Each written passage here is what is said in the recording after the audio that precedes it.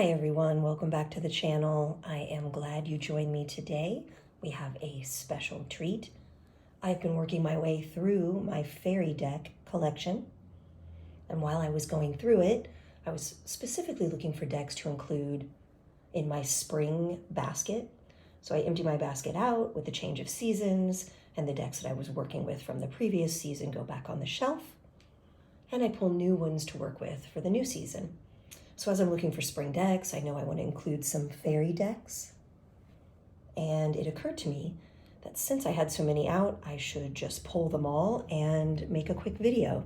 I say quick, but pretty soon the basket's overflowing and it's too big to fit in the basket. And I realize I think I have 46 decks pulled here today. I don't know if I missed any. That's very possible.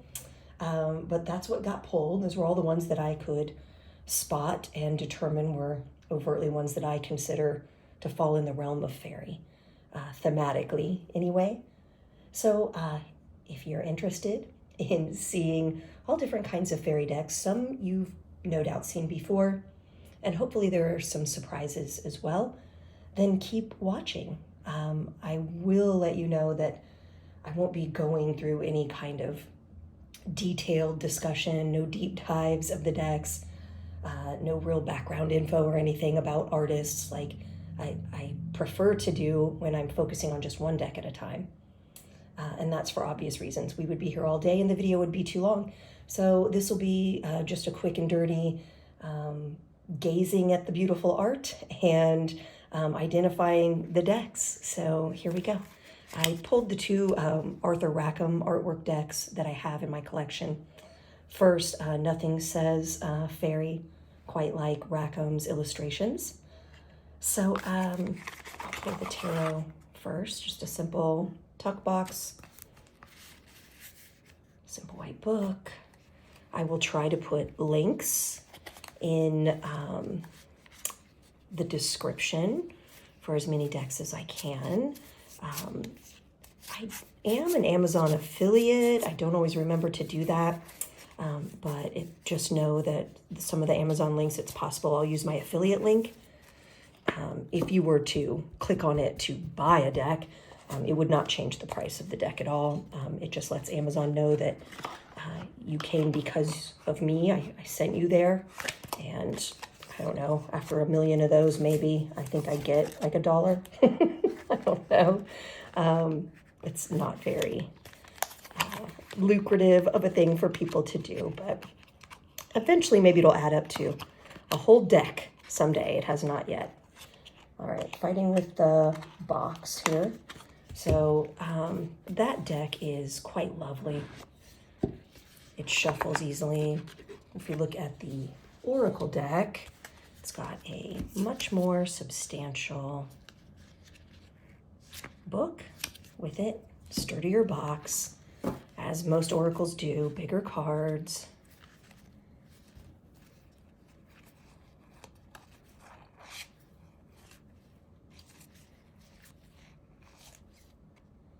They're just numbered, so very intuitive unless you want to rely on the book.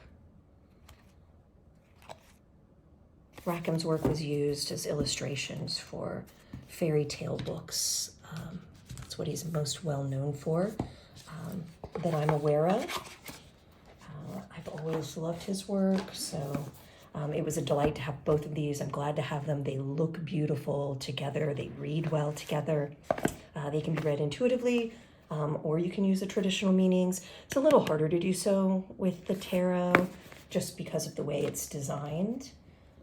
So there's Rackham. Let's see, where will we go from here? I think from here, as far as aesthetically what goes well together, I'll do another pairing like that. And I'm really not sure if Polyfae is the same person as Paulina Fae. I feel like looking at the art, it sure seems like quite a coincidence with the similarity in name. So I don't know if we started out using one name and decided to use the other.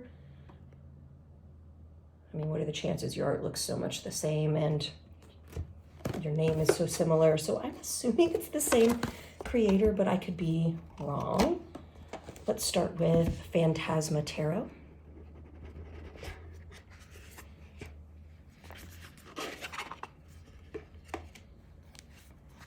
So you can see it's a nice little book. Not color on the inside, but decent content. The cards are larger than a traditional tarot. I like that, especially with artwork like this, when it's fine and light and delicate. It's not easily seen and busy. It's kind of busy. There's lots of little details and we wouldn't really be able to see them that well if it was on tinier cards. So you can see that's a very elven kind of creature, which is why I consider it a fairy deck. You'll see more of that. And there are winged creatures as well. Like that's very fairy-ish to me. So I consider it a fairy deck. I don't know if you do too, but that's how it made the cut today. And if we look at the Fairy Guidance Oracle, which is a very large deck as far as the box goes. And so it's called Fairy Guidance. Then the book is called Fairy Reflections, which I thought was interesting. I guess it captures the purpose. And if we look at the book,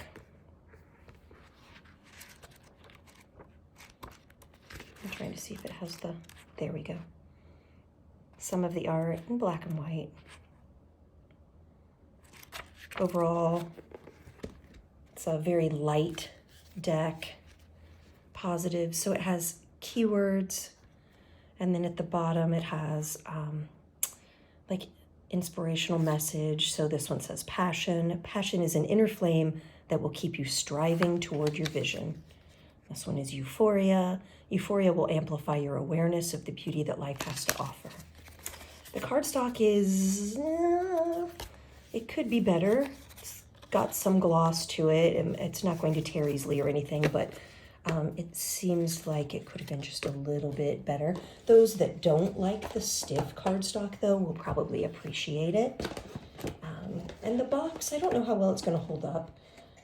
It's a large box, but the lid piece is not particularly strong. So those read beautifully together. They look aesthetically nice together.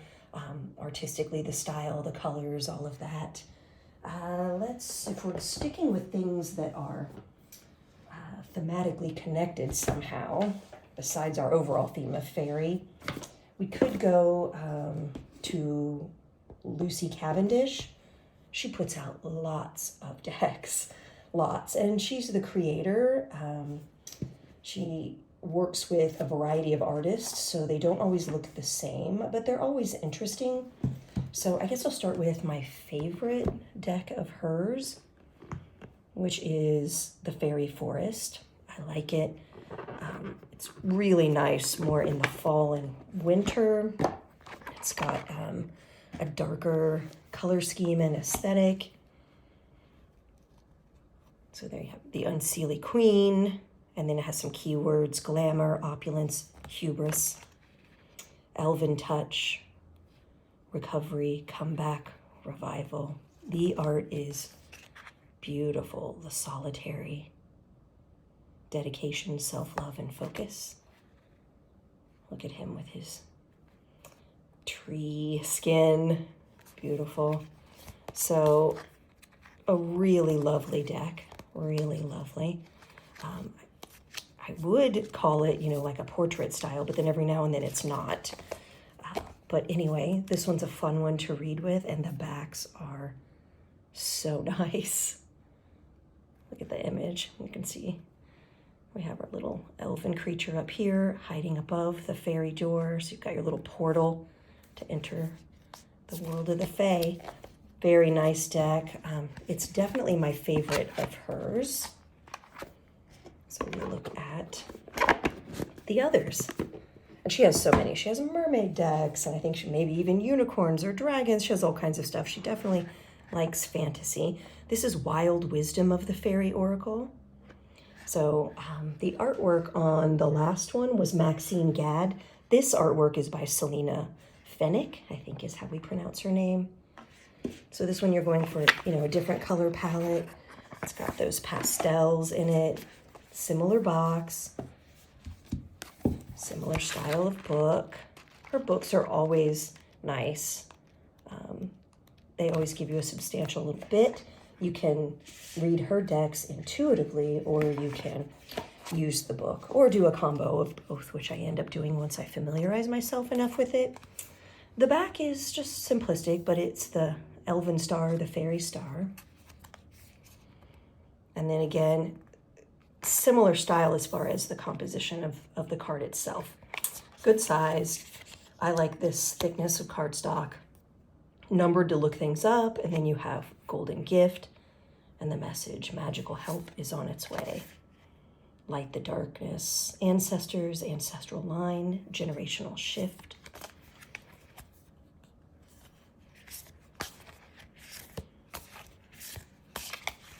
Lucy Cavendish does not often seem to concern herself with diversity and having different ages and body types and races and things. It's not to say you'll never see someone who's older or different, but overall, it doesn't seem to be a priority in her decks. So if that's a priority for you, or you're, you know, weighing your choices and that's a factor, it's something to note about her decks, at least the ones that I have.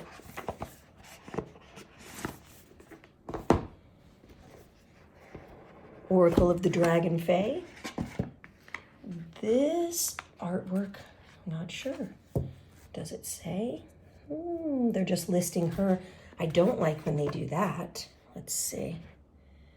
They're naming her. There she is. They're just saying it's by her. This is a Blue Angel deck. And the editor's getting named. To name the editor. Thanks for organizing and proofreading, but hey, how about that art? How about we credit the artist? I don't know, maybe Lucy took up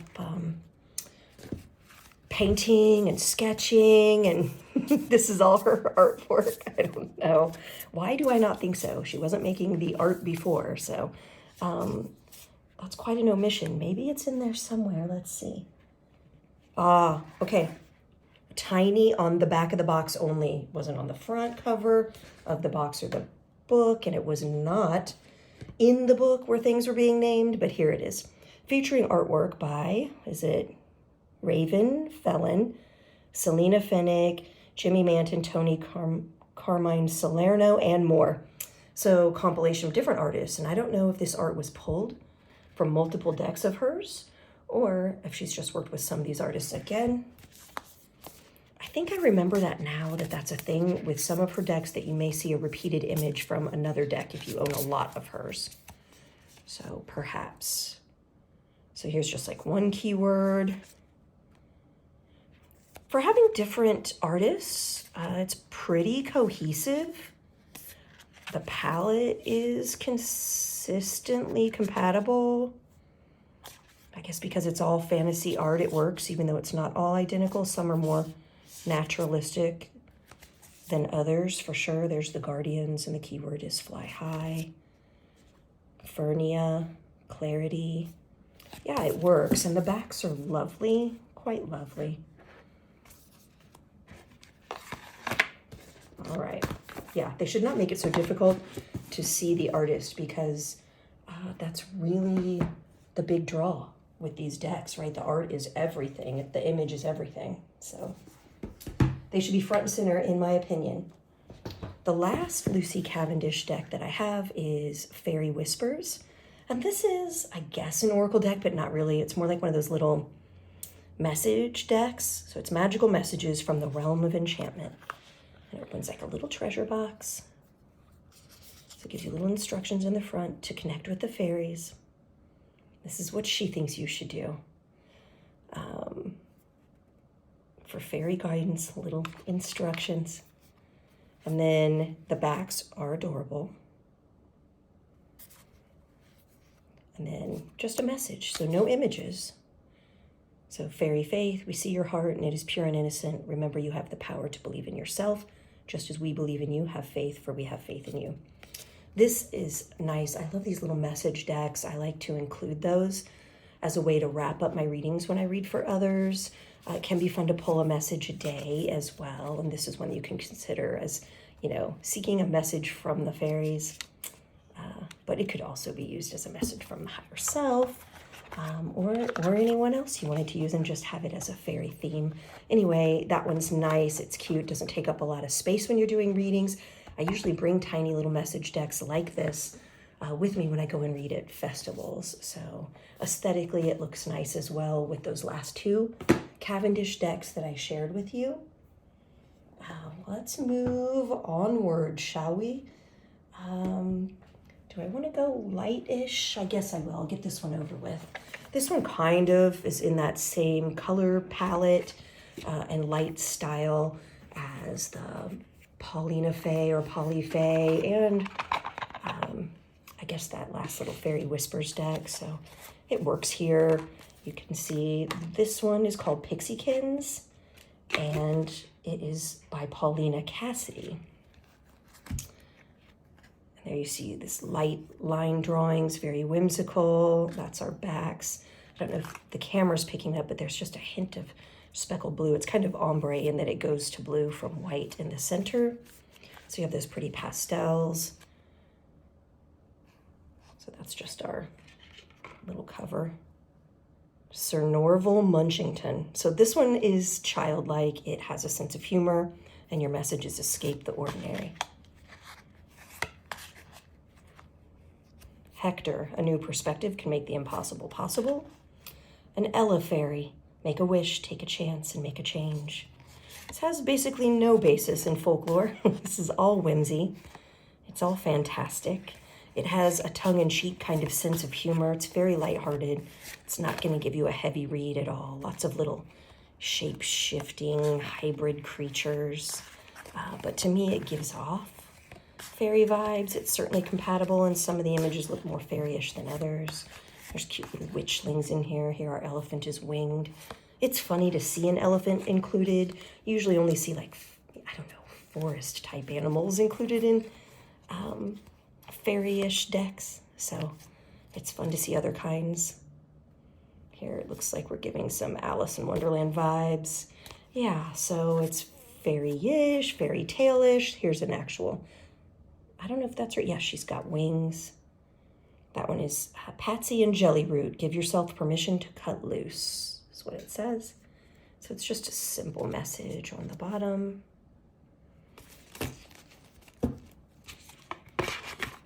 So yeah, that one's cute, lighthearted.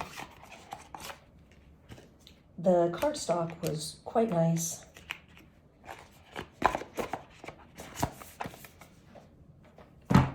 That's it for those kinds of decks. Where do we go from here? I think we're going to, let's do the one and only Lenormand deck that I have that has a fairy theme. I don't work a lot with Lenormand. It's a thing that I say I'm going to do. And then I really haven't given it a lot of attention. But here sits this lovely little deck in my collection, so I'll share it with you. So what does it say? It's by M. Katz and T. Goodwin, and the artwork is by David Corsi. Or is it David? Because there's an E on the end. All right, so there's our book. The image is beautiful. We have our lucky little 4-leaf clover. Marcus Katz and Tally Goodwin. Okay, now I'm familiar with their names. They were abbreviated on the front.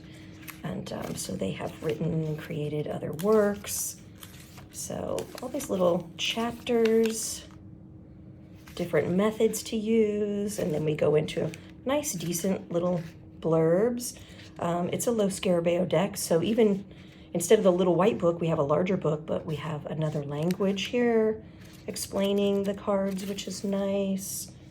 Reminds me of how their white books operate. So kind of a typical sized oracle card. Pliable, bendy. It's got some gloss. A lot of people don't like that. I don't mind. And then this is interesting. So the artwork is beautiful. Then we have numbers, and then you have this kind of old school playing card reference there as well, as they often do with Lenormand. And usually you don't see Lenormand decks made this big, they're small. So it's interesting. So the snake is still the snake, right? The flowers are still the flowers. It just has like fairy vibes with it. The fox. So yeah, you'll recognize all your keywords. Now this computer generated, some of it is nicer than others. Some of it is really fun, and it's like you've just immersed yourself in a little fantasy wonderland, maybe even like a video game like you've walked into. But then others, it's coming off a little cheesy. There's the key card, I like that, with a little tiny fairy wielding this large key. Yeah, so that's a fun one. To be frank, I haven't worked with it, so I look forward to doing so. I don't know when that's going to happen, but it's on the list. It's on the to-do list.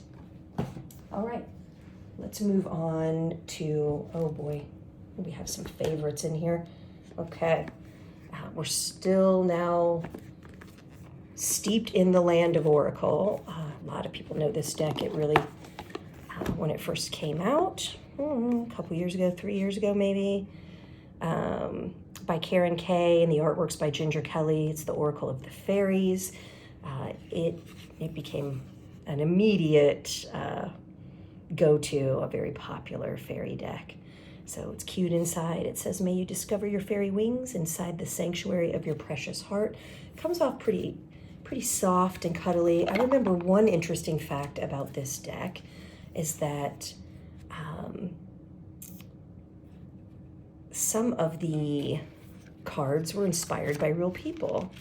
And there's a card in here who's based upon a YouTuber. I think she goes by Freya Norling, or the Nordic Witch, or Freya Norling, the Nordic Witch, something like that. So if you're familiar with her channel, you may or may not know that she was the inspiration for one of these cards. And I believe this is it. I believe this is the one. Yeah, believe in magic. So you can see, because she lives in Scandinavia, I think she lives in the wilderness in Norway, if I'm remembering correctly. And yeah, so it's got like that Northern Lights vibe. And then even the way she appears, she has many of the features that Freya has herself. Freya is a lovely elven featured woman. So it works, and that was such an interesting little bit of information about the deck. So you'll see it's got this like real people feel to it, like there and here. And then you have little fantasy touches as well, and it's all embellished. But it's making it more real. So find balance, flourish, hidden depths. It's pretty. It has that, often Victorian winged creature, magic vibe. But by using the real images of people, it makes it seem more now, more modern, or contemporary. And I don't know, something quite lovely about it. It's fun to work with. The cards do stick together sometimes. They can be unwieldy if you have small hands like me, but for the sake of being able to see and read easily, I will take the big-sized decks over the little ones any day, no matter how awkward it is. I know that I look awkward trying to maneuver the boxes and all the pieces and the cards on here, but I don't really care. I'm more interested in the quality of being able to see and read and appreciate the artwork and the keywords and all of that. So that's definitely a favorite. It's really nice deck to work with.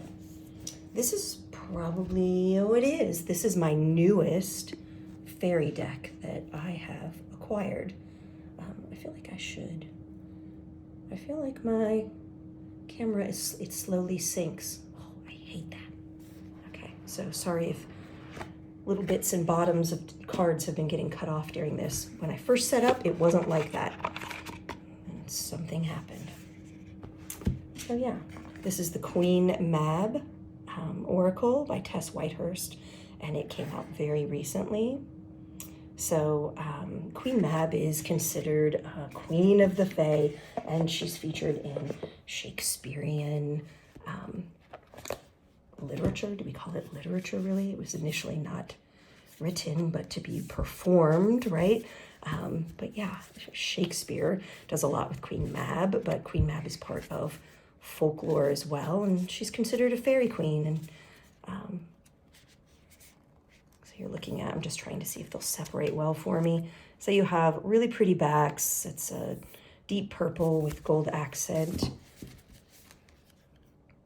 And so I think all of the phrasing on these, all of the titles and phrases have something to do with a line from the Shakespearean perspective of Queen Mab.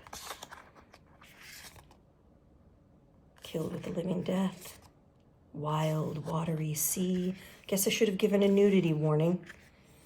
Forgot entirely about that, so here's your warning, there's nudity. And I'm sure there'll be some other decks as well. Make not your thoughts your prisons. So you can see how these are pretty powerful messages. The rose of youth. Strange, invisible perfume.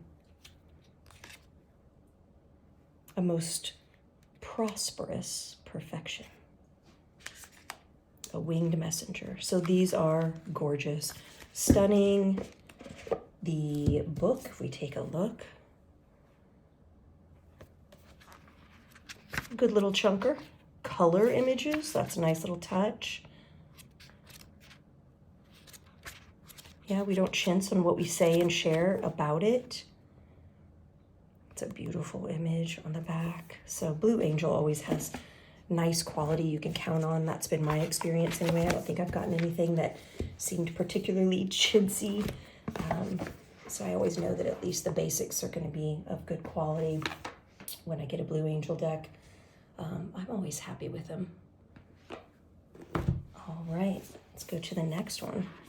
This is the Sacred Forest Oracle by Denise Lynn. It's got a lot of cards, 52 cards.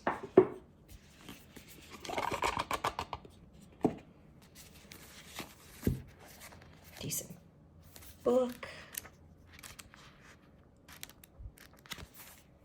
So it's definitely taking, look how pretty the backs are. Oh my, flying around on Pegasus here.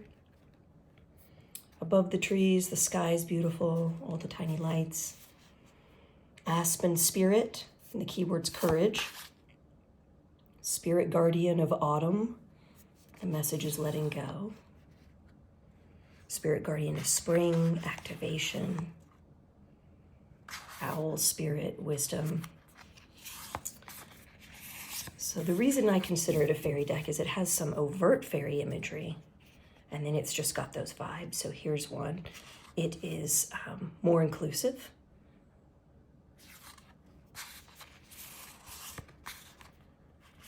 So you have winged fairies and you have not so winged fairies. You have a lot of animal and nature imagery. I really like this one. Mystic Meadow, the keyword sanctuary. I just love our bunny queen here, hanging out with the bear and the fox. It's just really pretty imagery. It definitely has fairy tale vibes as well. That's a nice one to work with. Moving on. Oh, we're not even halfway done. Are you still with me?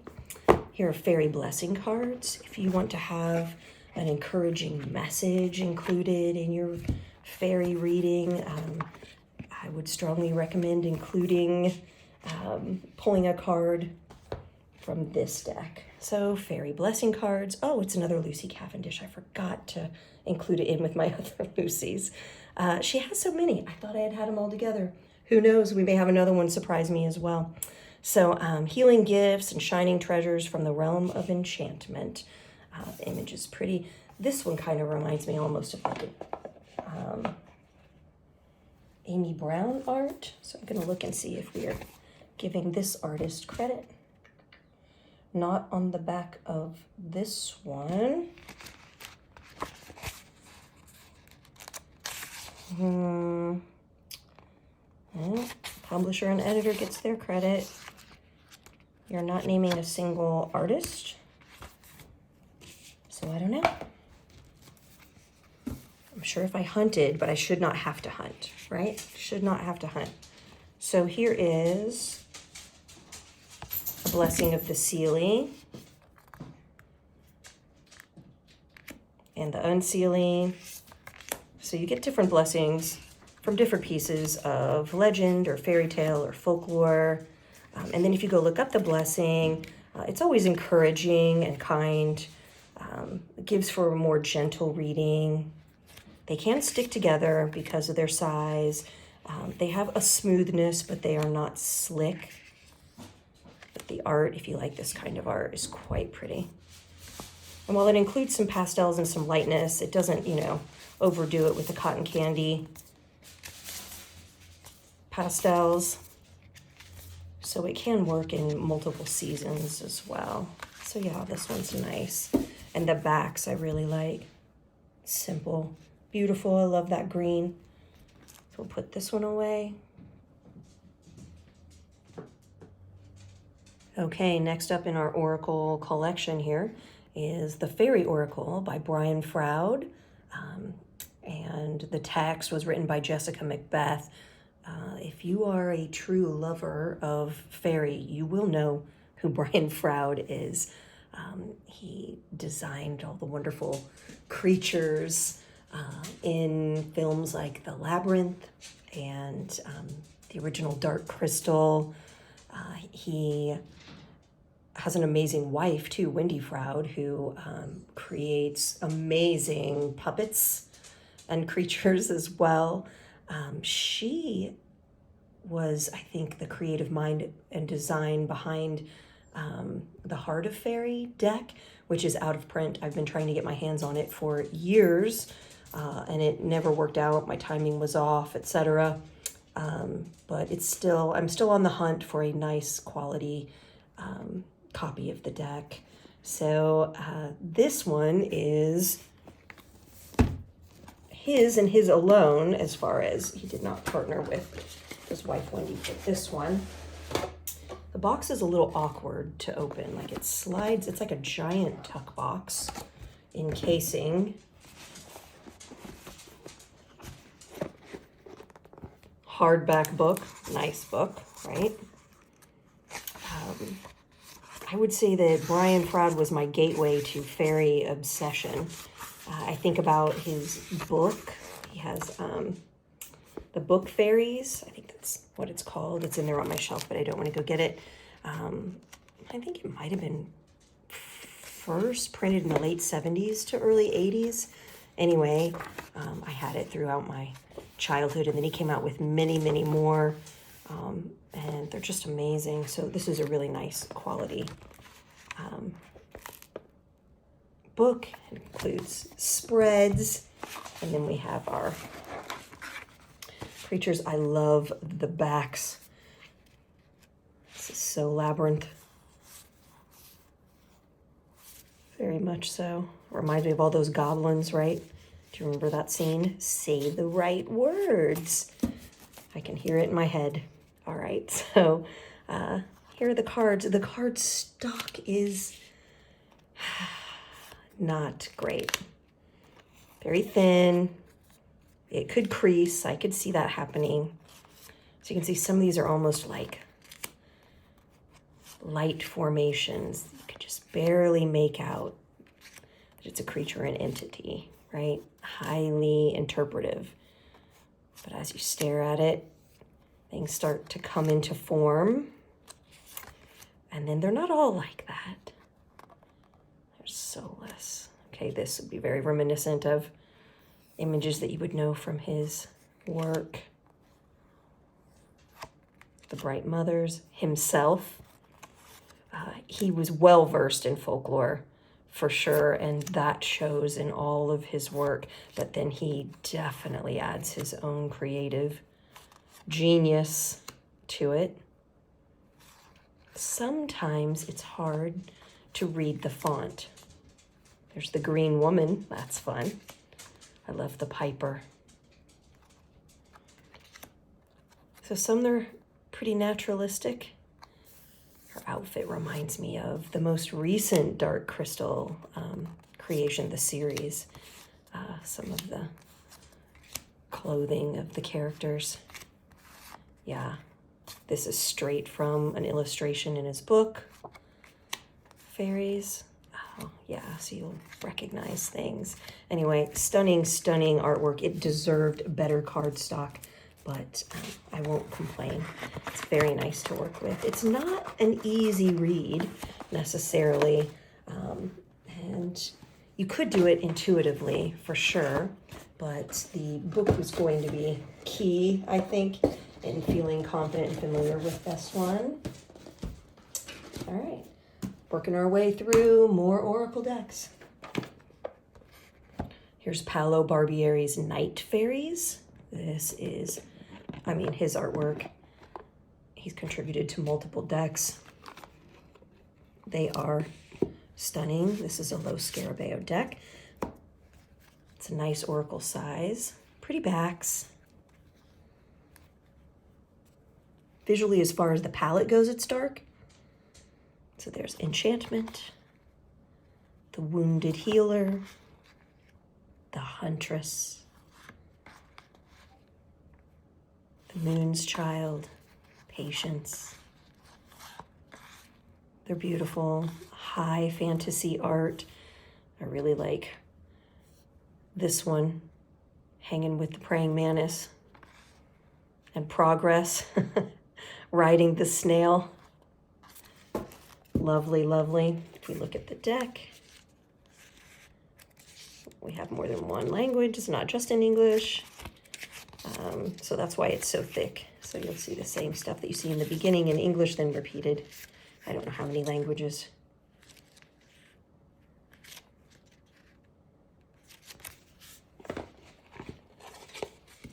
Sturdy box, nice little ribbon. Trying to put these back quickly so that we can move on and see all the decks. All right, so that was Night Fairies. This treasure is really lovely, really lovely. Enchantments, Fairy Enchantments. It is quirky, so the inside of the box is beautiful.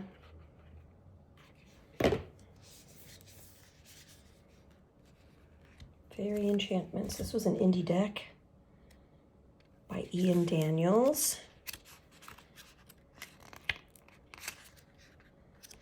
If I'm remembering correctly, I got a larger book. You could opt to also order the larger book to go with the deck. And it was stunning and had, the imagery and write-ups and things. And sadly, the pages were coming out. And it was so sad, like immediately. So I don't keep the book with it, and I don't get it out that much because I don't want to lose it. But another quirky thing about the deck is that there's images on one side, all different. Beautiful. Look at that. Dark vibes, dark deck.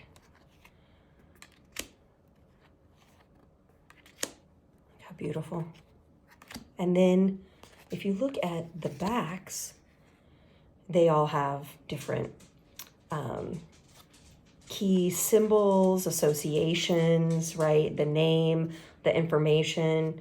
that is on the back. So there isn't like reversible backs or hidden backs. So I don't know if you're supposed to pull the card intuitively just based on the image and then turn it over and see what your message is, or you could do it the other way as well.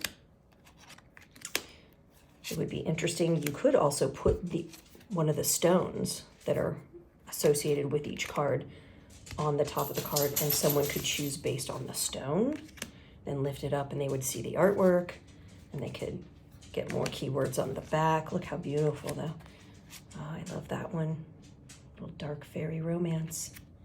So, so pretty. Yeah, this book is just positively darkly delicious. Really, really is. Look at that. Just stunning. So definitely a favorite. Oh, I forgot to show you the best part. That's the rose gold gilding. How pretty. I hope it's picking it up. Very pretty. And if you couldn't tell, this is rose gold as well. The writing on the cover. So it matches. Anyway, that is just a beautiful deck. Next one is Oracle of Light and Dreams. And this one is by Scott Howden. I don't think we're crediting any other name for this one. A sturdy box. Very beautiful images. Lots of portrait style art. Color in the guidebook, which is nice. There's something unique about the way the characters are portrayed. The backs are dreamy, soft sage green. Look at that sweet little moon. When you look on the front, look how sweet and beautiful. I like that there's lots of animal companions or references to nature and animals with each portrait. It gives you more. It does have a number. You would look it up by number. Imaginarium, so it's giving you a title. Pumpkin patch, you could read that intuitively. Woodland, or you can go and get a more substantial message.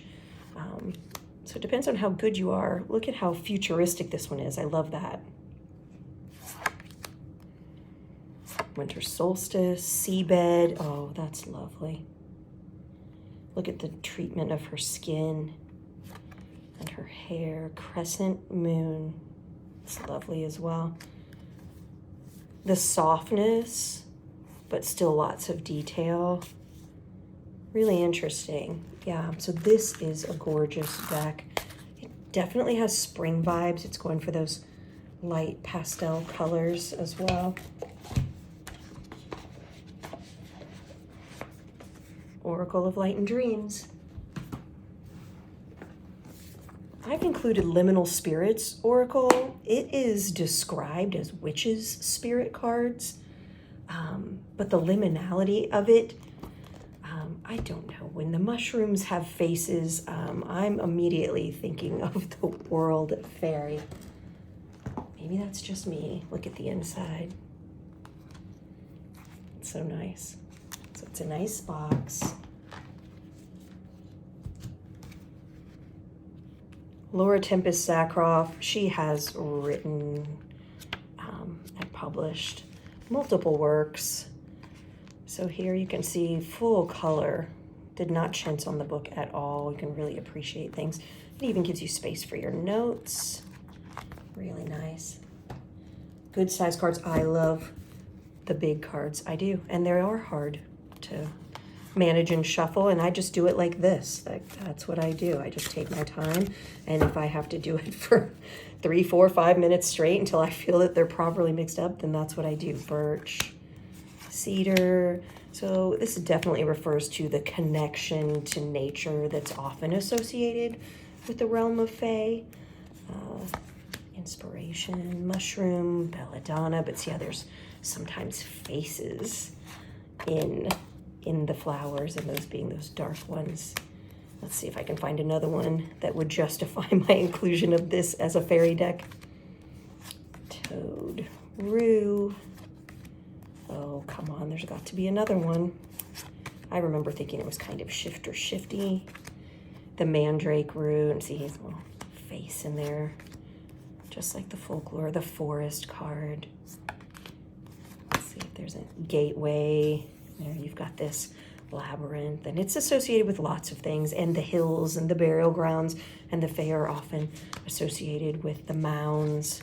Okay, look at the deer. I don't know, that screams Fae lore to me. The hair.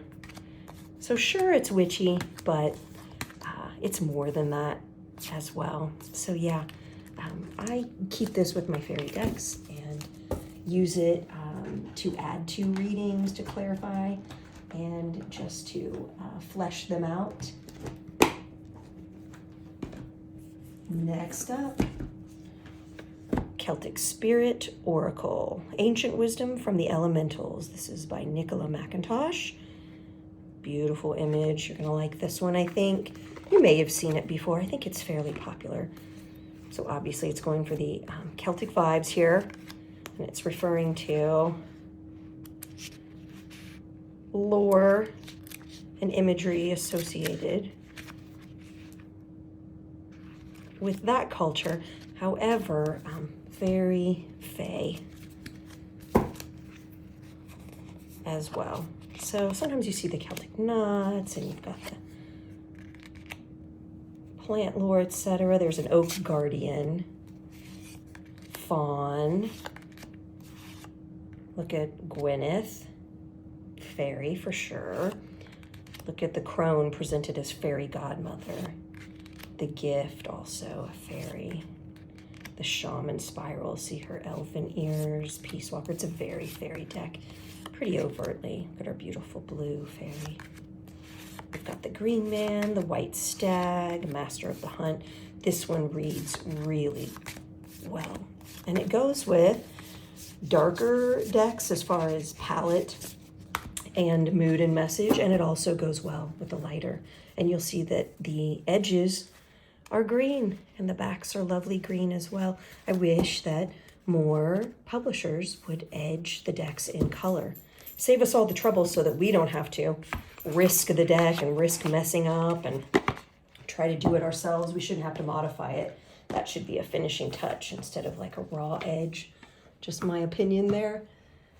All right, this one I consider to have strong fairy vibes. It's the Divine Nature Oracle deck. It's written by Angie Sullins. The art is by Greg Spolenka.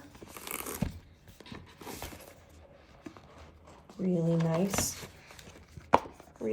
box. Look at the backs of those cards. I don't know if you can tell, but there is like a foil element. It's metallic gold, not like a dull gold. So, Divine Nature. We have colored cards included. But there you can see why I consider it a fairy deck. The Encourage Effortlessness, card number 20. Just overtly a fairy. Begin anew. There are others as well, so we'll take a peek at those. I've got this nice ribbon to help you lift. I always like when they include those. This one is glossy. It's long, pretty large, but not as large as some of the others we've seen, but large enough that you can appreciate the art. Face your dragons. Radiate self-compassion. Share your bounty.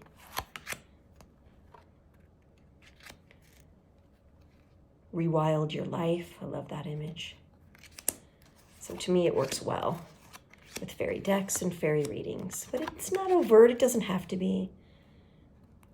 Let's give an Ophelia vibes for sure. Surrender the resistance. Embrace enthusiasm. Sometimes it seems like collage. Sometimes it's like mixed media. Yeah. Really lovely deck. Slick, easy to manage though. And we're getting there. Are you still with me? Have you seen any new decks yet that you didn't know about or hadn't seen before? I would hate to have just shown you things that you already knew about.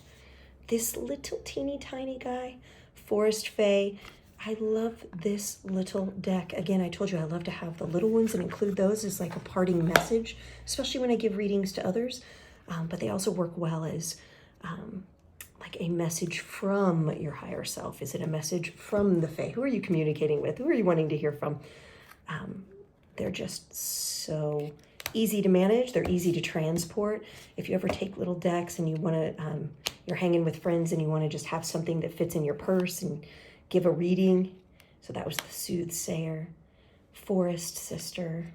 And they have, like it says, seed spells, create your story. It is the most potent form of magic. That's beautiful. The Storyteller, stories are medicine, strengthening and renewing. The old paths walk in unknown territory to see from a new perspective. So they're just delightful, charming, unusual, quirky little illustrations. It's got a bit of gloss and a bit of bend to it. It's easy to manage. Look at the old one.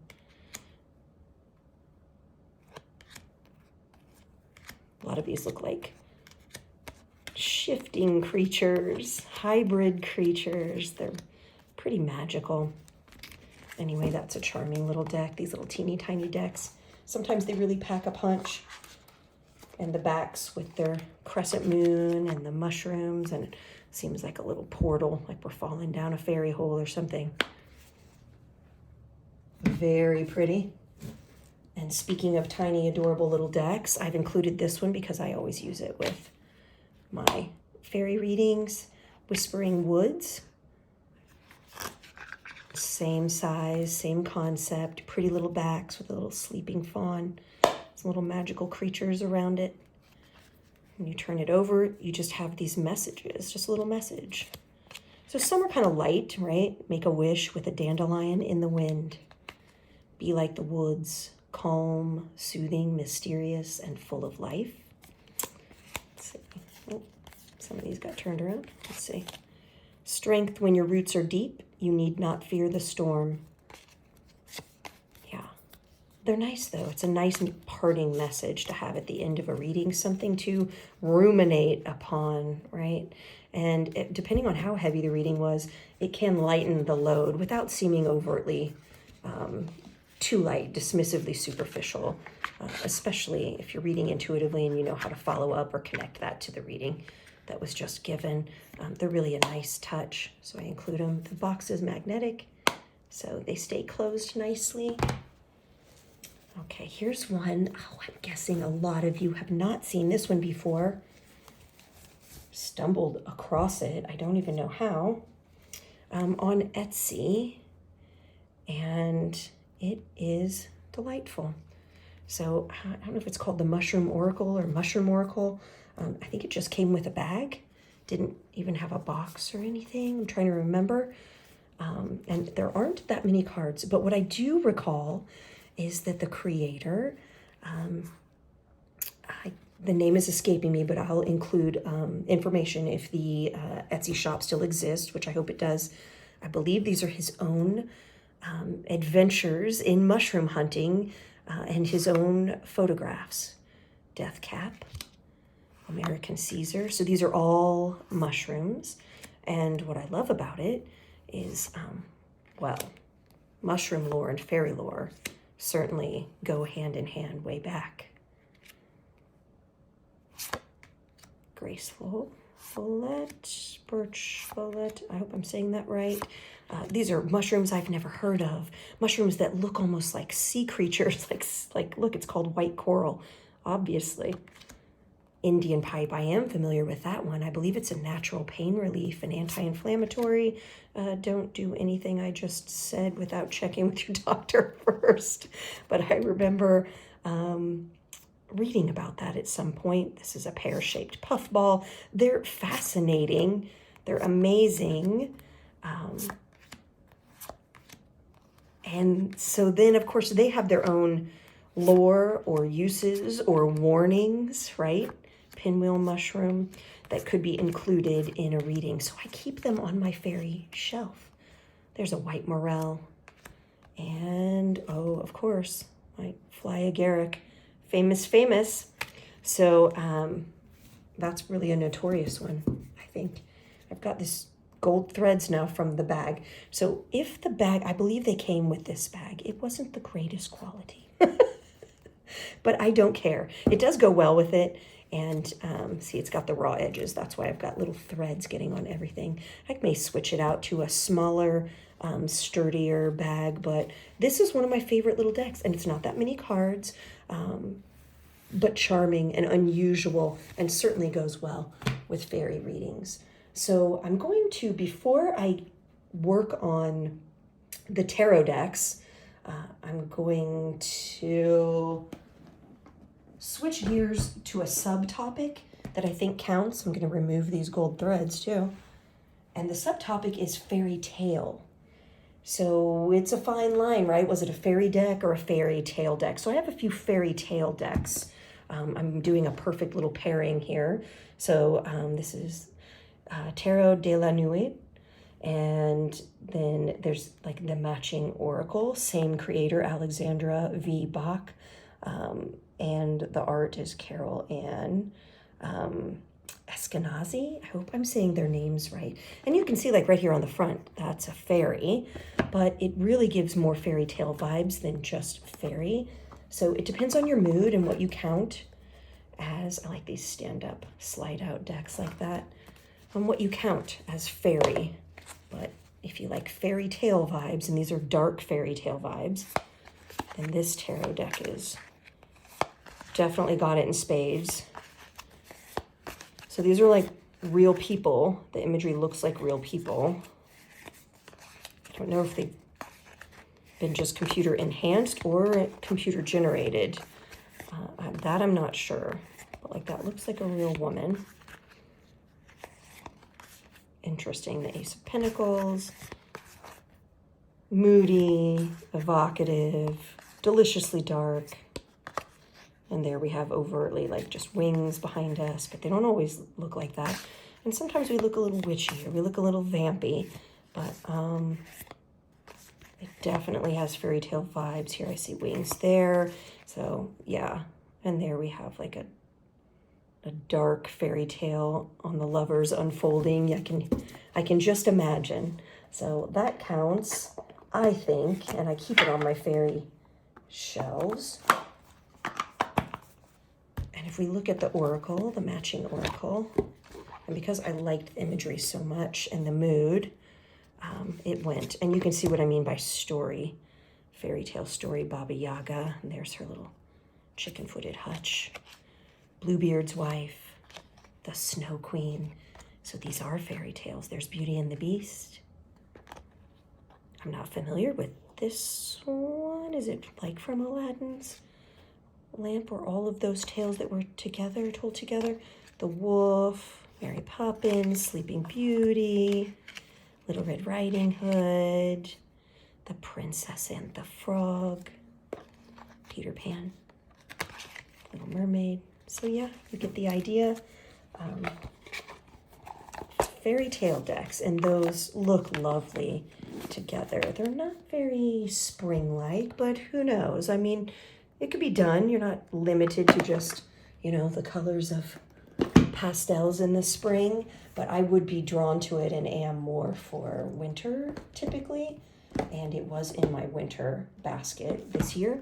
This is the Faerytale Oracle. Oh yes, another Lucy Cavendish. Should have known there's more hiding around. Man, she's nothing if she's not prolific. Am I right? Okay, that box sticks a little. All right, the Faerytale Oracle, and our artwork is by Jasmine Beckett Griffith.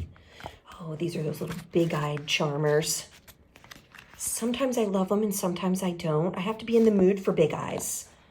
So it's a decent-sized book. The backs are, oh, come on, meh. The backs are not great. Not so great for me. There's a big-eyed Snow White. And what do you know? A big-eyed Rapunzel. Big-eyed Princess and the Pea. And yep, you guessed it, big-eyed Hansel. So it's a style, for sure. For sure. They're cute. What's interesting is I've looked up like the associated text in the book for some of the cards before. I have not used these in a reading for myself or others. And I was surprised at the depth you could get because I wasn't expecting it based on the art. But I like them. I do like them. I'm fond of them. I haven't really been working with them. That doesn't mean that I won't. So here they are, and they are definitely part of the fairy tale vibes. Got a couple more fairy tale vibe decks. This one is Fairy Godmother Oracle cards. Flavia Kate Peters, and the artwork is by Julie Meacham.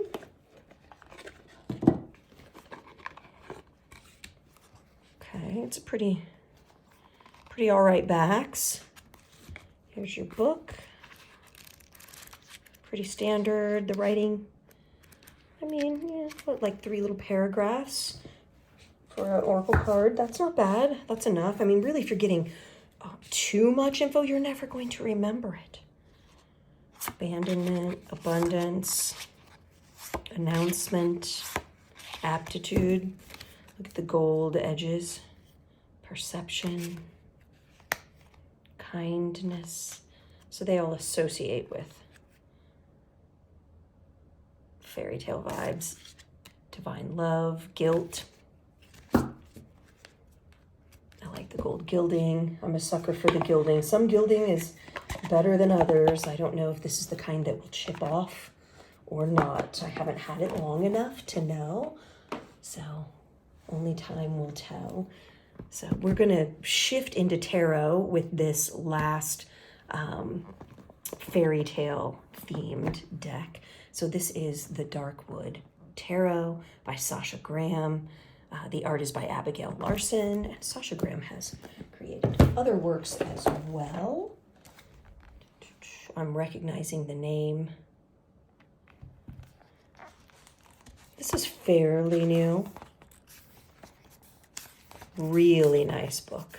Substantial tips for readers, going deeper. We've got a prologue.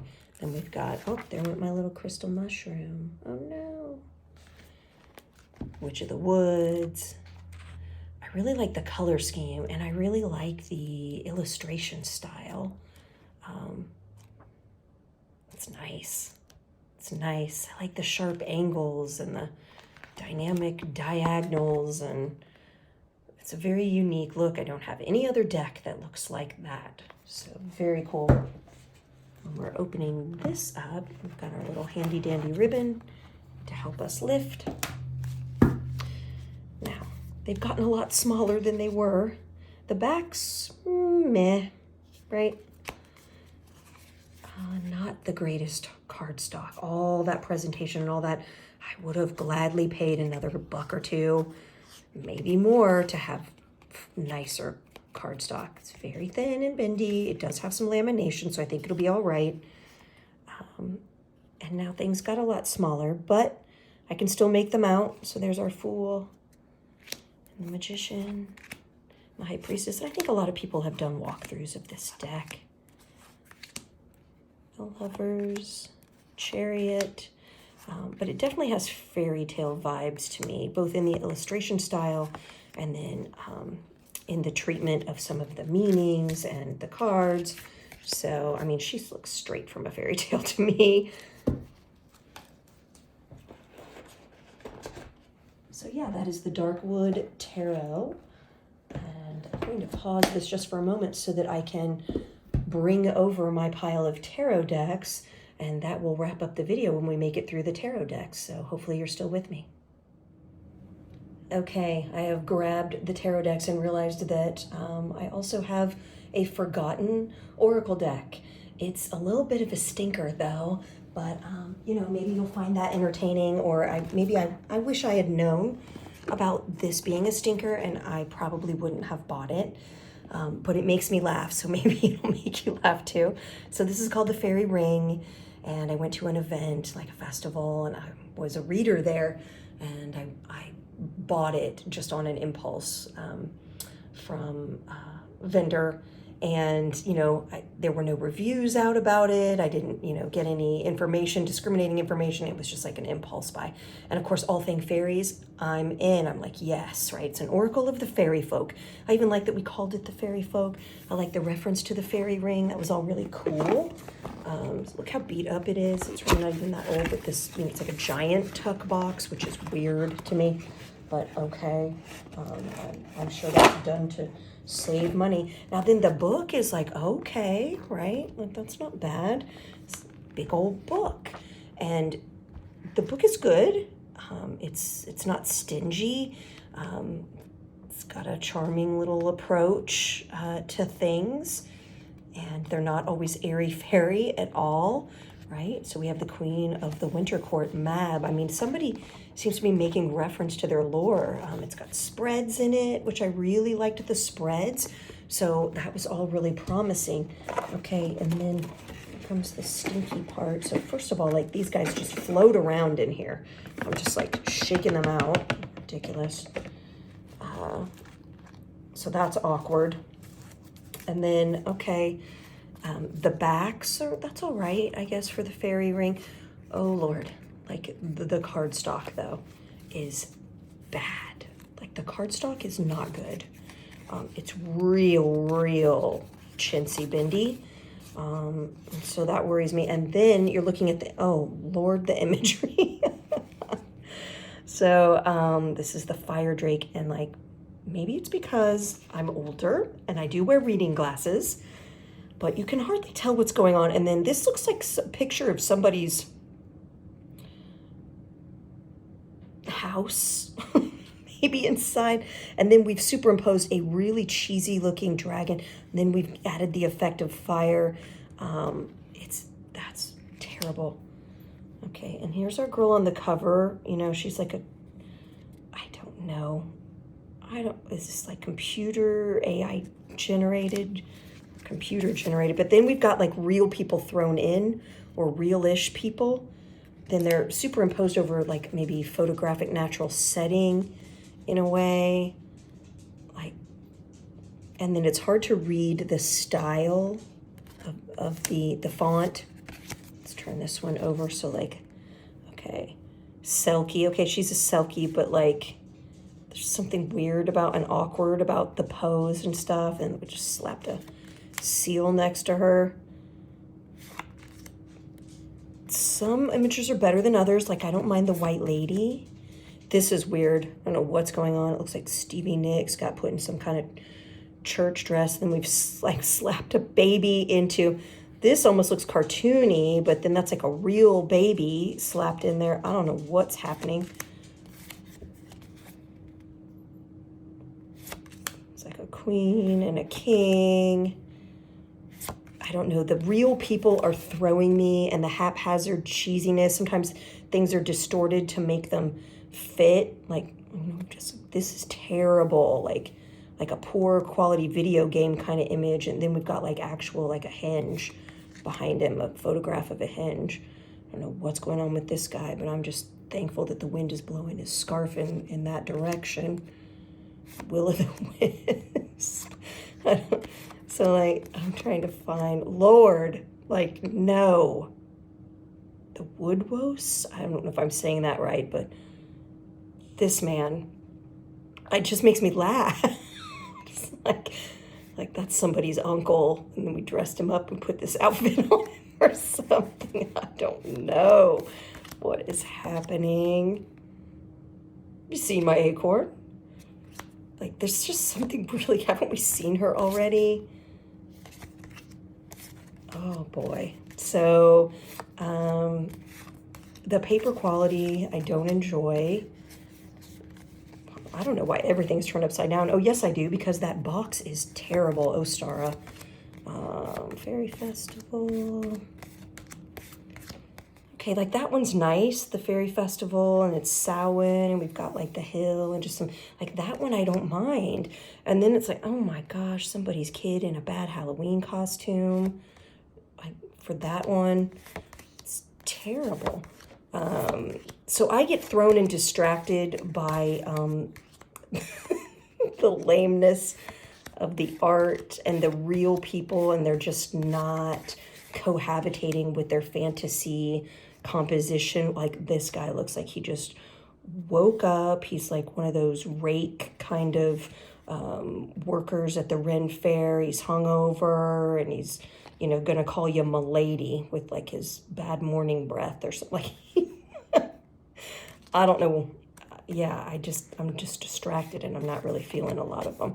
So this one is funny. It might be good for like irreverent, hilarious, bad readings. If you ever like to do bad readings, just to entertain yourself, right? And just come up with the most outrageous meanings based on the cards. It would be a good party deck for that, I guess. So be warned. Great idea. Poorly executed, I'm so sorry to say. In contrast, this is going to really make it look bad now. I think we are now firmly in tarot land. The Stolen Child Tarot. I ordered this on Etsy, and I did a like a walkthrough of it, a lot more in-depth discussion. So you can find that video on my channel. Maybe I'll link it to this one, but it is lovely, and you'll find out the backstory to it and all that. Look how pretty. Oh, and I love the feel of the stock, and the artwork is nice, and they're big and easy to read.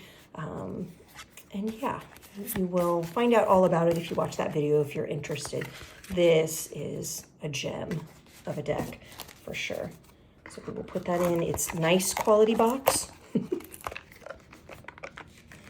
Okay. Came with some little goodies as well. I think anyone into fairy decks is familiar with Julia Jeffrey and Barbara Moore's Tarot of the Hidden Realm. And Julia Jeffrey's art is just stunning. It's definitely a portrait style. She works up, you know, characters. They become very engaging characters that draw you in, which can be hard to read. It can be difficult to read a character when you don't have a lot of the action going on in some of the images. The book is high quality. Barbara Moore has written others as well and has been associated with other decks and publications, so you're probably familiar with her. But look how beautiful. The Fool, Magician. Really beautiful. I love the Lovers. Really like that. Engaging. If you know your meanings, it's okay that, you know, it's portrait style. I'm trying to like dig in here. Like here's 6 of Cups. Not, you know, a hard adherence to Rider-Waite-Smith.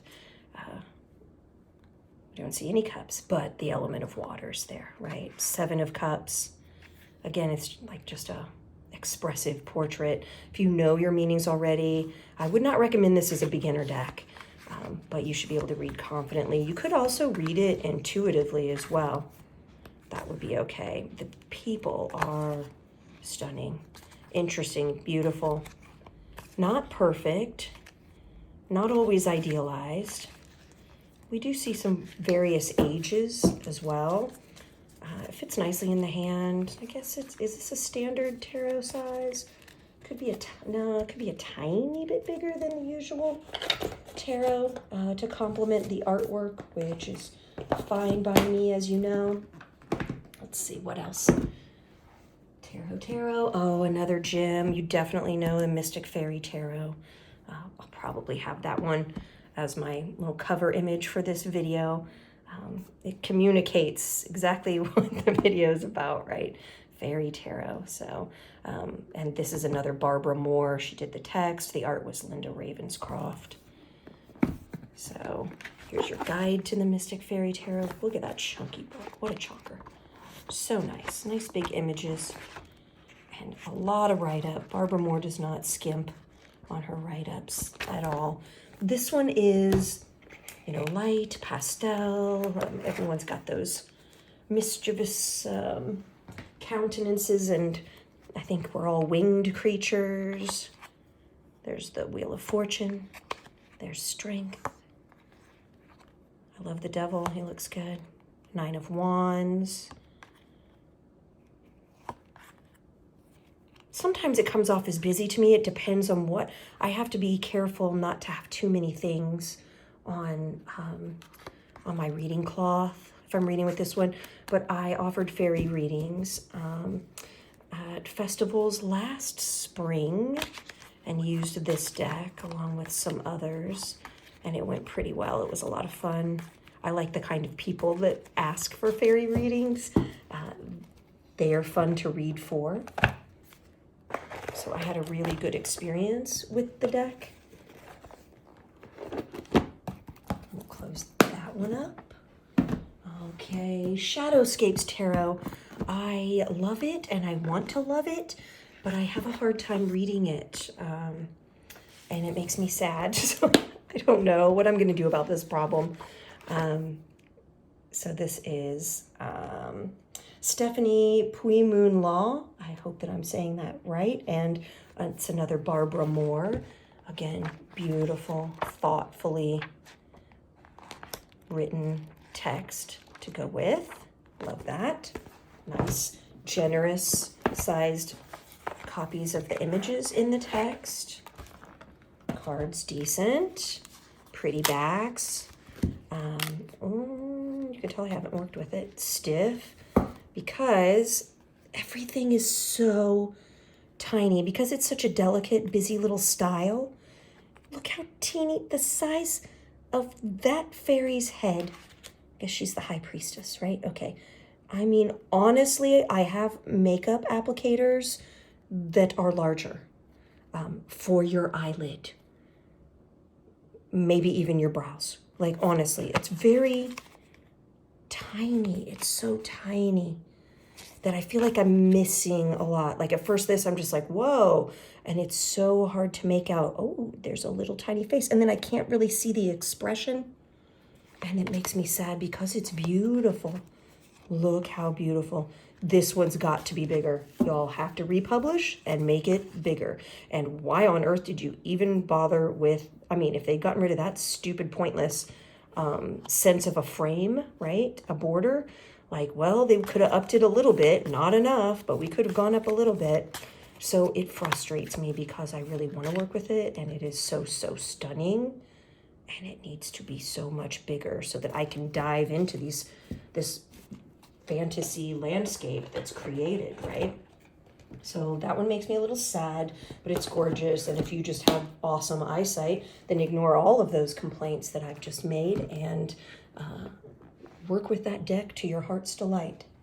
Here's another one that I firmly associate with being a fairy deck, and that's the Forest of Enchantment Tarot.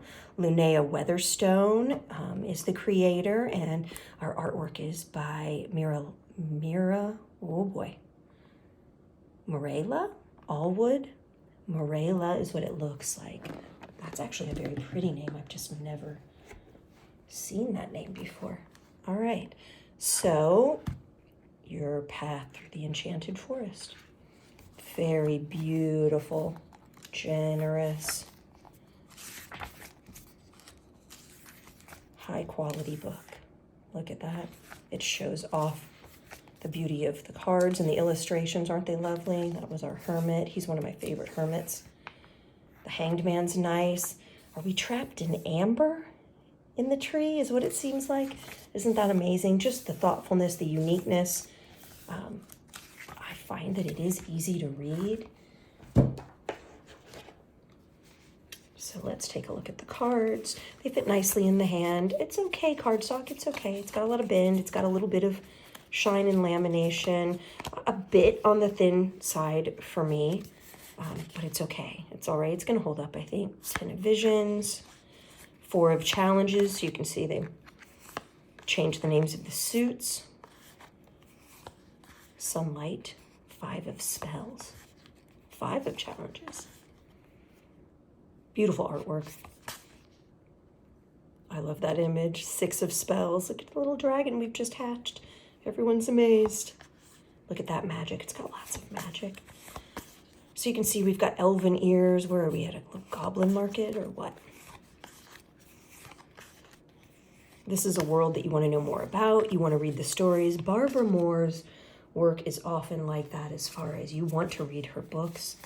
You want to dive into the world that she's sharing with you. Lovely. There's our mushrooms. 10 of Spells. The oldest one. So you get the idea. This is gorgeous.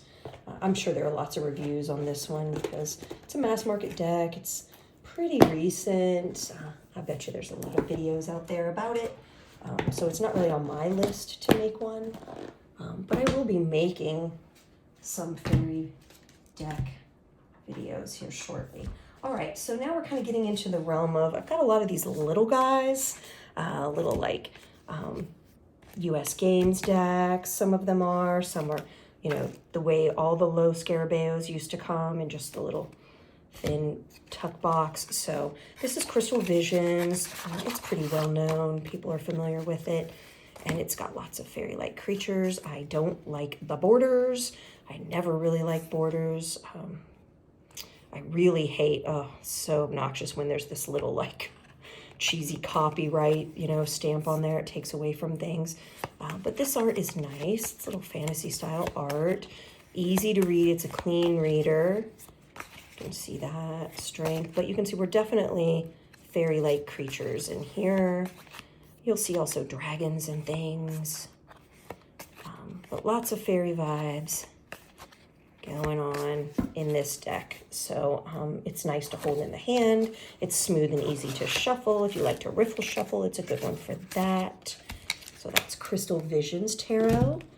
The Fae Tarot is another one. I thought it was interesting, the imagery. It's doing that low scarabeo thing where we have the multiple languages and the border, which I don't love. It's not the greatest stock, but it's okay, especially for riffle shuffling. The backs are weird to me. I'm not sure what this like stripy sensation is. I don't know what that is. It sort of irks me, but that's a me thing. You don't spend a lot of time messing with the backs and looking at them anyway. Very expressive. It has kind of futuristic and fantasy vibes. Fun to read. So this is the Lovers. Interesting, right? The Chariot. Cute. It's playful. This one's got a sense of humor. There's the Tower. That's an interesting way. The tower from the ground up is missing what it needs there, I think, to be stable on the earth. Look at the interesting perspective, like with her head down and stuff. Sometimes we're really playing with like this aerial shot as if things are floating in space. They play with size a lot. Did we say the name of the artist on here? Gosh, it's not saying here. I'm sure it's in the little white book. Riccardo Minetti and Mara Agam, I'm assuming is the pronunciation. Again, perspective, like we're hovering right over and almost down into at an angle. You know, we're like above the chalice, the cup. It's interesting. It's interesting. I don't have others that look like that. It's a really clean read. I hate borders, so sometimes I don't like the way that looks aesthetically. But I'm just thinking now, like I probably should read with that for others because I think this is an easy read, but it's so creative and unique. It doesn't look like, you know, every other deck. So yeah, I like that approach. It's the Fae Tarot. Fae spelled F-E-Y. Also kind of interesting way to do it. All right, we're muscling through it. Tarot of the Enchanted Garden. I was so excited.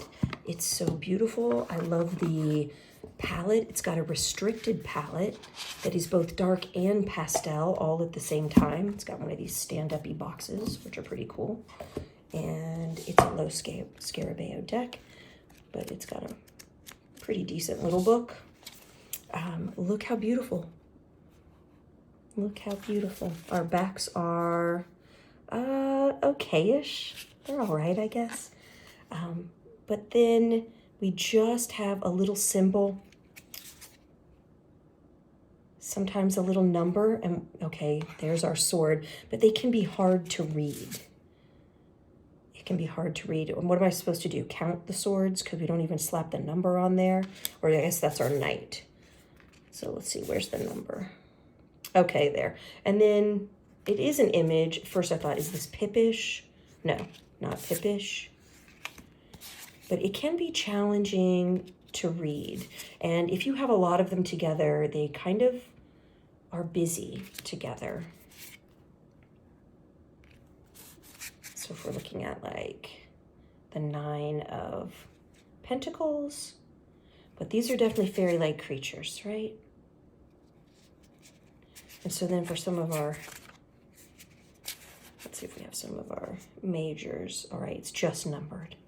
But you can usually tell what they are, right? You've got the Lovers here, but so busy, it might take a minute to figure out. You have to look, and then you've got your Roman numerals, and then you're doing the math on that, and you're like, oh yes, okay, wait, the Lovers. So this you would need to work with it for a bit to get familiar enough. I think that those wouldn't be obstacles, or at least cause for some awkward pausing in a reading. I have not played with this one much. And that's the Tarot of the Enchanted Garden. More little tuck box books. Tarot of the Celtic Fairies I have. I have the Hobbit Tarot. These are pretty well known. Got a little Celtic knotwork on the backs. And then I'm not a big fan of the art. Some of the images are cuter and easier to read than others. We're doing that computer thing, that the digital art that doesn't always come off well. Like, he's okay, I don't mind him. But then some of the others, it's like you're in a cheap video game, which I don't enjoy. So this one was a little bit disappointing to me, and I don't tend to reach for it, just to be honest, but that's all just me. Wrestling them back in those crappy tuck boxes is like sometimes a chore. The Hobbit Tarot, I love all things hobbity. And I have a friend, she's my favorite tarot reader. She's who I go to for readings. And I remember gifting her when I got one for me. I got one for her because I know that she loves Tolkien and hobbitses herself. And so I like to think that sometimes she's working with this deck when I'm working with mine because she moved far away. So some of these are upside down, I'm sorry. There's the 6 of Swords. And so if you're really familiar with a storyline, and then that imagery is used with, let's say, Rider-Waite-Smith, like in this case, and so that's another kind of storyline that you know, this really can deepen your readings. I've had the same experience with the official Game of Thrones tarot deck, which I thought might be cheesy, but it turned out to be wonderful. And being able to add those other layers of additional storyline to the archetypes and the symbols that you already know really made for wonderful, in-depth readings. There were just so many angles that you could explore having the 2 storylines going together. So yeah. King of Coins, 8 of Cups, the Hermit. Anyway, this is strong artwork. It's enjoyable to look at. It's easy to read.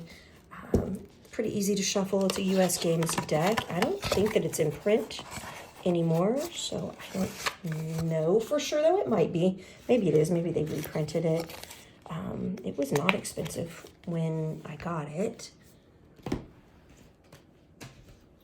Fairy Tarot, another little tuck box. Little Scarabeo, Lo Scarabeo. Antonio Lupatelli is our artist.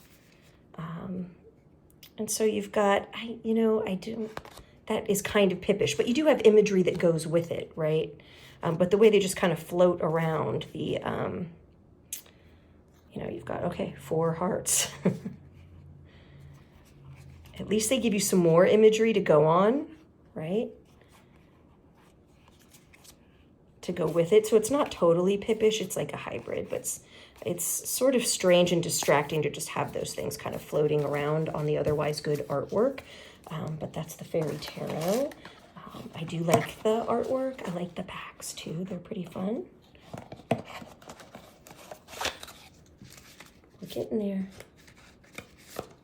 I wonder at this point, have you seen some more decks that you had not seen before? Maybe they just weren't on your radar, or maybe you had forgotten about them. I hope so. Tarot of the Elves.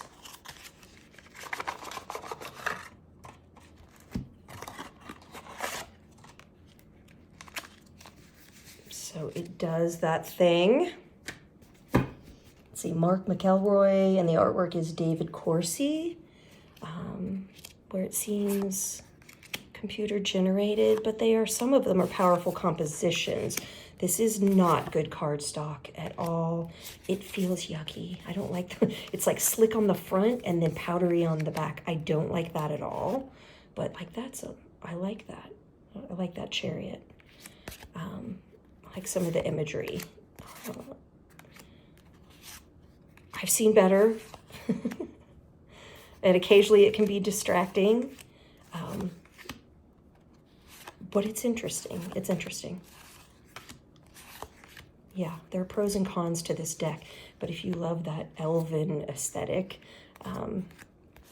it's got that in spades, right? They're all over the place. All over the place. So yeah, that's a fun little deck to get out if you're feeling elven that day.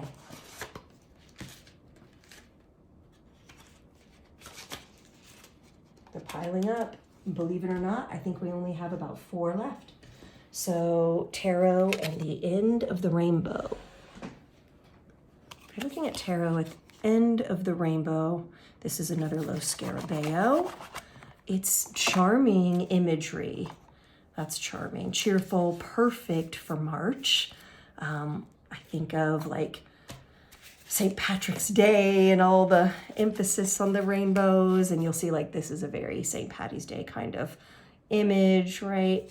You've got, he looks leprechaun-y as all get out. I love his rainbow mushrooms. When you're looking through here, you'll see it's fun, it's lighthearted, it's got light colors to it. It's okay, typical Lo Scarabeo cardstock. So yeah, that is tarot at the end of the rainbow. Okay, I am back. I had to pause for a little bit to take care of some things, and you might hear little puppy paws, little doggy feet in the background now because they just had their dinner. Yep, right on cue. There you go. So we have 3 tarot decks left to look at, and I know this has been a long one, but I had more fairy decks than I realized. It's been kind of fun to go through them with you, and we will try to wrap this up quickly. So we have the Tarot of the Gnomes, and this one is a Llewellyn deck, but it reminds you, is it a Llewellyn? Yeah, but it's really Lo Scarabeo, right? I think Llewellyn is just our distributor because you can see we've got multiple language, the classic Lo Scarabeo style. This is my favorite card in the deck, the Tarot of the Gnomes. You can see how cute the chariot is, how he's being pulled by the bunny rabbits is just adorable, I think. This one's definitely pretty tongue-in-cheek. It's humorous. The gnomes are funny looking. Their features are exaggerated. It's one that you kind of have to be in the mood to work with a deck like this. It has strong spring vibes, but you could really work with it in any season. I see some of the other seasons represented as well too. The gnomes are really cute. The illustrations are nice and colorful. I find it easy to read as well. One quirky thing about the one that I have is the English is small here. Usually with the decks you order that come to the States or an English-speaking country, from Lo Scarabeo, the English will be the most prominent, and then the other languages are around. And I don't know if this is just a matter of distribution or this deck was just different that way. So sometimes I have to look more closely to hunt for the word.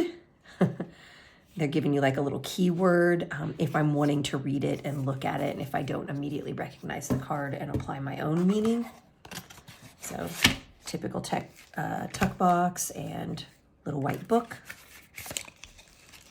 And we have 2 more to look at, and the last 2 are both Schiffer decks. So I don't have that many Schiffer decks that I'm aware of. So like whenever you see the red feather, that's a Schiffer publication.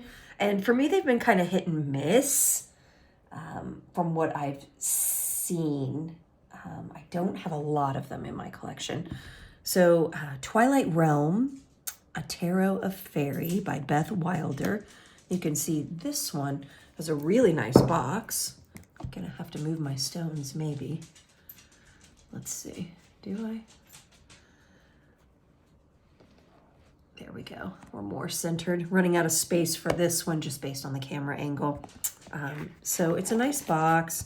It's got a good weight to it. This is a really generous book as far as it's spacious, it's easy to read, not that tiny print. They're not in color, but nice, clear, large size images of every card. You're given spreads. I mean, that's just a basic one. Let's see if there we go. Star spread, the elements spread. Are there any more? No, that's it for the spreads. Yeah, but that is a nice book. Now, when we get to the cards, they are large for a tarot. Hard to get out. I could have used a ribbon, people. Could have used a ribbon, good Lord. All right, so pulling them out, just fishing them out one by one. Guess we could tip it. There we go. And we have them stuck in the bottom. Yep, so that wasn't the best design. It wasn't the most well thought out. Awkward. And trying to fish the last one out with like your finger, you're now bending the cards. There we go. Nope. Yeah, so that's pretty annoying. We don't love that. They were just a little too tight of a fit in the box. So the backs are okay. They're nice. You can tell that this is glossy deck. The sides look kind of raw. I would like to see them colored with such a bold dark back. And now you're looking at it's glossy. Hopefully there's not too much glare because my lighting has changed. But you've got the Empress, the Emperor, the Hierophant. I really like the art style of this one. I like the fuzzy texture. Not sure what the medium was originally. Were they pastels? It seems like they were probably pastels. The Hanged one is interesting. Death, Temperance, the Devil. Let's see if we can find some more. The Star is nice. I'm looking for some more overt fairy. Yeah, the Eight of Cups. She looks like some little water nymph temptress there for sure. We have a mermaid there. So they're being true with the suits being associated with elements. That's certainly very, very fae. So's this one. So you'll see it throughout. Yeah, there's something kind of amateurish, rough, and sketch-like and childlike about this art too. I like some of the images more than others. Like this face, I don't love. But this one's interesting. It's more interesting to me. Yeah. So I don't have a deck with art quite like that. So this one's kind of a one of a kind. And yeah, I guess I'll wrestle it back into the box. Hopefully it goes in better than it came out. And our last fairy deck of the video is the Tarot of the She. So this is by Emily Carding, and this is definitely a unique, for me, a must-have in a fairy deck collection. So let's do There's the publishing card again. I don't know why I saved those. I need to turn it into a bookmark. Look at the book. Tiny print. Definitely have to have the glasses on for this one. Artist notes, that's nice. That the artist is making additions to the, I didn't remember that about this deck. Interesting. Yeah, so you've got the write-up by the author and then the artist's notes. I love it. I love it because that certainly affects the interpretation and some of the choices and decisions that were made about the appearance of the card. So that is really cool. The backs are cool. So you have that fairy labyrinth there on the back. And I believe that that's been found in all kinds of places, old ancient places. It's a bit of a mystery. So yeah, the suits are changed. We have, let's see, the suit of Dancer. That's the Dancer Prince. And we have some classics, like Temperance. There's the Dancer Queen, and you're given a gift with it. So she brings the gift of truth. Then there's the Star. You recognize the major arcana, the World, the color scheme. I like the bright against the dark. So the Dancer Princess brings the gift of expression. So this makes it, in a way, easier to read if you're thrown off because of the imagery is unfamiliar to you, especially if you rely heavily on like a Rider-Waite-Smith structure. So you're given, if it's not the major arcana, some keywords, Dreamer 3, Soul Loss. And some of them match up, make sense. Maker 3, which would be what? Probably Pentacles. Labor's Fruit. Maker 8, Emergence. There's a lot to look at, but it's not too busy at all. So they're full of energy, the really energetic images. I think the poses of the people and the creatures are really dynamic. And when they're spread out together, they tell a story. It's a nice, clean read. You can read it like a movie, like different scenes in a movie almost. And I haven't played with this one since I first got it. So I feel like I'm seeing it all over again. The sun. Yeah. So really nice deck, really cool. Also a one of a kind. There's just nothing else out there quite like this. And so that was a really great way to end it, I think.